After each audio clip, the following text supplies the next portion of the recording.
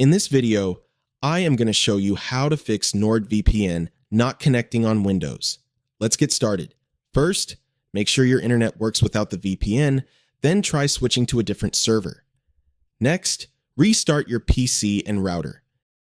If it still doesn't work, go to Settings, Network, and Internet, and do a network reset, then restart your computer.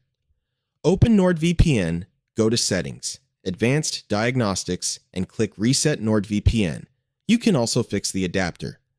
Go to Network Connections, find the NordVPN or TAP adapter, disable it, then enable it again.